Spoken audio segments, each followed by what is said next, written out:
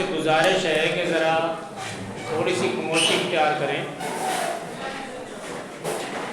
تقریب اب ختم ہو ہی گئی ہے تقریباً، تو صرف چند منٹ کی بات ہے. آج کا ہمارا یہ سیشن جو آپ کے سامنے اتنی خوبصورتی سے ہوا ہے، اس کا موضوع استحکام پاکستان، بین المذاہب ہم آہنگی، اخوت اور بھائی چارہ ہے. میں آپ کے سامنے چند چیزیں بیان کروں گا بڑے تھوڑے سے ٹائم میں، تاکہ آپ کی یاد دہانی ہو. ان میں پہلی بات تو یہ ہے کہ پاکستان کا جو قیام ہے وہ سراسر یکجہتی کی بنیاد پر ہوا ہے. اس کا مطلب یہ ہے کہ ہم سب کے سب 23 کروڑ پاکستانی ایک ہی سمت میں سفر کر رہے ہیں. آپ نے دیکھا کہ جب پاکستان بن رہا تھا تو پاکستان موومنٹ میں مختلف لوگ شامل تھے. کچھ بلوچی بول رہے تھے، کچھ پنجابی بول رہے تھے، کوئی بنگالی تھے، کوئی سندھی تھے، سرائکی تھے، اور انڈیا سے بھی بہت سے لوگ تھے.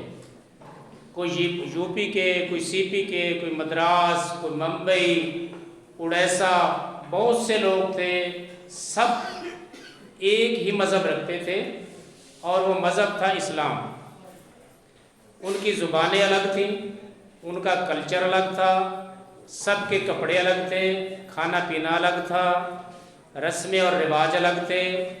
مذہب کیا تھا؟ صرف اسلام. اور اس یکجہتی نے ہمیں ایک نعرہ دیا جسے ہم کہتے ہیں پاکستان کا مطلب کیا؟ لا الہ الا اللہ. اب جب یکجہتی کمزور ہوئی، جب یکجہتی ٹوٹی، ہم نے اپنی قومیتوں کے نعرے لگائے، ہم نے لوکلزم کو چھیڑا اور ناپسندیدہ آوازیں اٹھائیں پاکستان کے خلاف.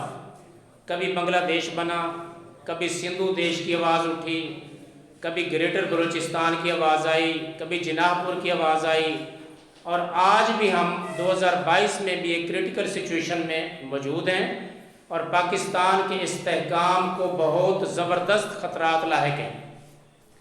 آج ہمیں وہی پرانا نعرہ زندہ کرنے کی ضرورت ہے کہ ہم نہ بلوچی ہیں، نہ ہم سندھی ہیں، نہ ہم پنجابی ہیں، نہ سرائکی ہیں، نہ پٹھان ہیں، نہ ہمارا کسی اور خاص قومیت سے، جمعیت سے تعلق ہے. ہم سب کیا ہیں؟ پاکستانی ہیں. اسے کہتے ہیں نیشنل انٹیگریٹی، کہ جب تک آپ اکٹھے نہیں ہو جاتے، اپنے فرقوں کو توڑ نہیں دیتے، اپنی جمعیتوں کو ختم نہیں کر دیتے، آپ پاکستانی نہیں بن سکتے. تو ہم لوگوں نے ایک قومی زبان اپنانی ہے جسے اردو کہتے ہیں، اور ایک ہی شناخت اور پہچان اپنانی ہے جسے پاکستانیت کہتے ہیں. ہمارا ایک ہی مذہب ہے، گو کہ اس ملک میں اقلیتیں بھی موجود ہیں، اور رواداری سے ہم نے ان کے ساتھ سلوک کرنا ہے. اور اس بڑی جمعیت کا جو مذہب ہے وہ اسلام ہے. ہم نے فرقوں سے بھی باز آنا ہے، اپنی مختلف چھوٹی چھوٹی تحریکوں کے جو مقاصد ہیں ان کو بڑے قومی مقصد پر قربان کرنا ہے. تو تب ہم پاکستانی بن سکتے ہیں اور سچے مسلمان بن سکتے ہیں. اس سلسلے میں آخر میں آپ کو قرآن پاک کی ایک آیت یاد دلانا چاہوں گا کہ واعتصموا بحبل اللہ جمیعا ولا تفرقوا، کہ آپس میں اکٹھے ہو جاؤ اور ایک ہی رسی کو پکڑ لو. مختلف جماعتیں، فرقے نہیں، اور ایک ہی رسی کو پکڑ کے سارے فرقے ختم کر دو. علامہ اقبال نے بھی اسی کے اوپر روشنی ڈالی. بارہا ایک شعر بھی آپ کے سامنے لکھا ہوا ہے. اور اسی طرح علامہ اقبال نے یہ بھی فرمایا تھا کہ اپنی ملت کو قیاس اقوام مغرب سے نہ کر، خاص ہے ترکیب میں قوم رسول ہاشمی. اس شعر کے پیچھے ایک بہت بڑا فلسفہ ہے، اور وہ فلسفہ یہ ہے کہ ہم لوگوں نے